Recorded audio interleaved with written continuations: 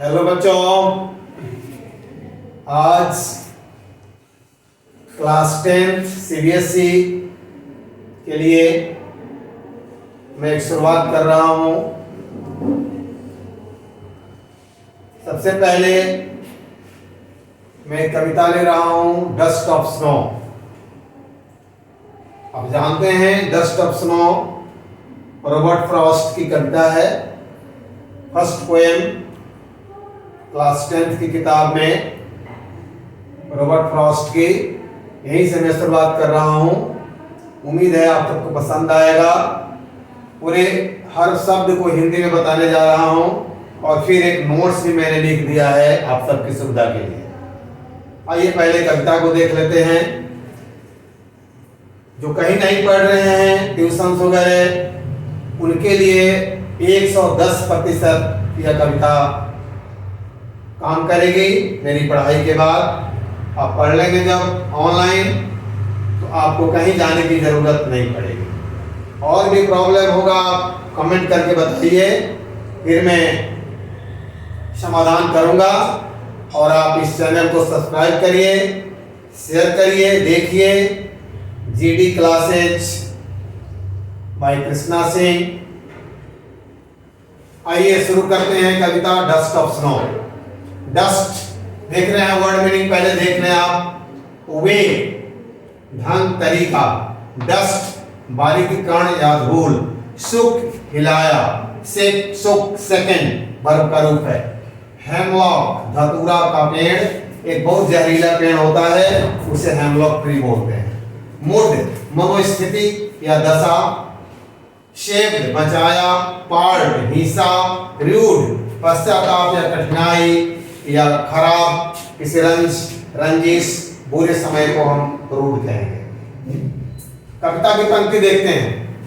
The way a crow shook down on me, जिस ढंग से एक क्रो ने, कौवे ने मेरे ऊपर हिला करके गिराया।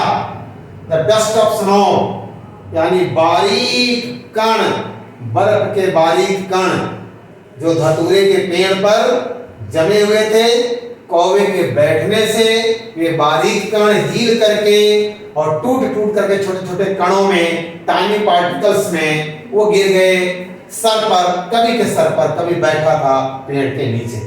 उसका मूड ठीक नहीं था, वो पश्चाताप कर रहा था, किस चीज के बारे में खोया हुआ था और किसी बुरी स्थिति में, वो सोच की स्थिति में पड़ा हुआ था। तभी बुरादा गिरा बर्फ का उसके सर पर। फ्रॉम हेमलॉक ट्री, हेमलॉक के पेड़ से वो बुरादा उसके सर पर गिरा।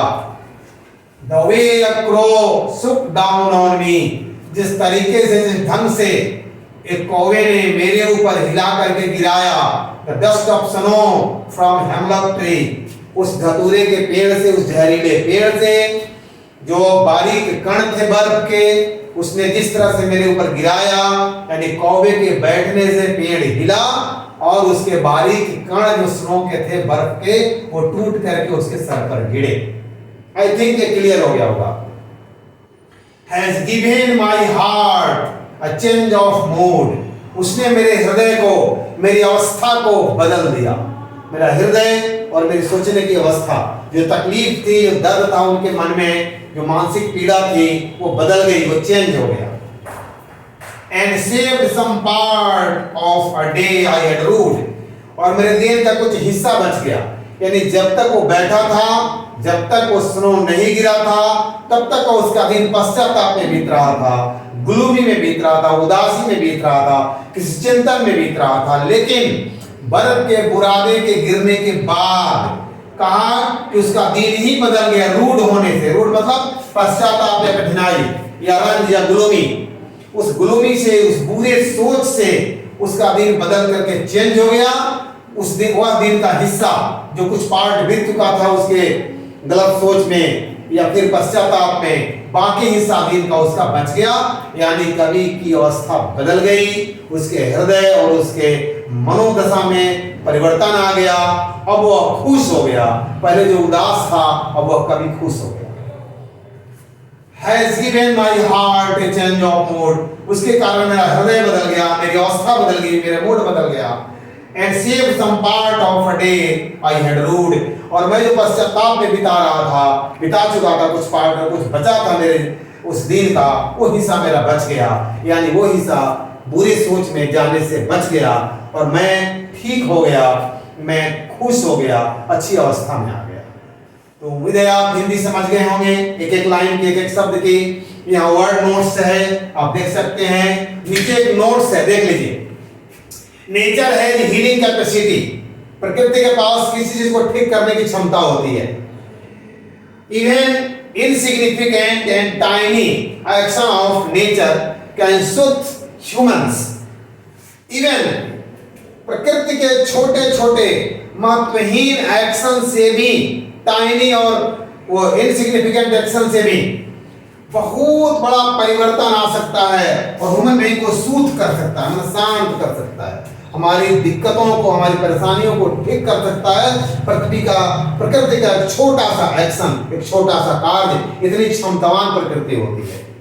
Even bigger wounds can be healed, बड़े बड़े घाव, दुख, दर्द भी भरे जा सकते हैं बाय नेचर वेरी इजीली, प्रकृति के द्वारा बड़ी आसानी से बड़े बड़े घाव, दुख, दर्द हमारे भरे जा सकते हैं, शांत किए जा सकते हैं। As we see in this poem, जैसा कि इस कविता में हम लोग देखते हैं, that a crow, a कौवा, shook down some dust of snow from a hemlock tree, एक धतूरे के पेड़ से, इस कविता में कौवा हिला करके उसके पेड़ को और कुछ बारीक कण स्नो के बर्फ के गिराता है कवि के ऊपर। With change the poets mood, जो कवि के मूड को, अवस्था को बदल देता है। And saved his rest of the day, और बाकी दिन को बचा लेता है, बुरे कार्यों से, बुरी सोच से, बुरी अवस्था से बचा हुआ दिन उसका ठीक हो जाता है। From being ruined in gloomy, उदासी में बर्बाद होने से उसका दिन बच जाता है। ये नोट है, छोटा सा सेंट्रल आइडिया के रूप में, ठीक है ना।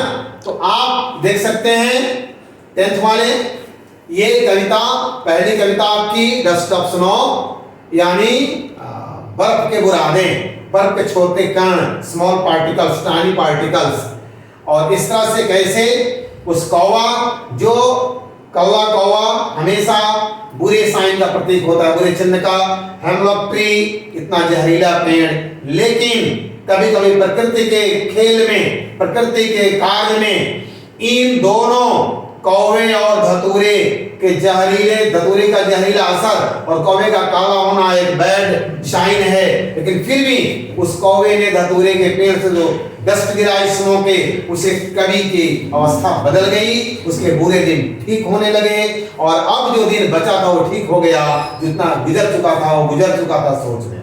इस तरह से प्रकृति के एक्शन को हम नहीं पहचान सकते, उसके छोटे छोटे एक्शंस, छोटे छोटे कार्य बहुत बड़ा असर छोड़ जाता है हमारी मानसिकता पर और हमारे बहुत सारी बुराइयों को बदल करके ठीक कर देता है। इसलिए नेचर को सबसे बड़ा हीलर कहते हैं हम, हीलर ठीक करने वाला, भाव भरने वाला। Nature is the biggest healer of human life. इसलिए आइए हम नेचर की पूजा करें और नेचर को माने। यह ऐसी ही एक कविता है, बहुत अच्छी कविता है। बहुत बहुत धन्यवाद आप सबको, थैंक यू। लेकिन आप सब्सक्राइब जरूर करिए, पढ़िए, शेयर करिए, लाइक करिए और फिर आगे कुछ दिक्कत कठिनाई है आपको तो आप कमेंट करके बताइए। We will be just satisfied with all the questions. हर एक क्वेश्चन के साथ सेटिस्फाइड किए जाएंगे with appropriate answers. Thank you, thanks a lot.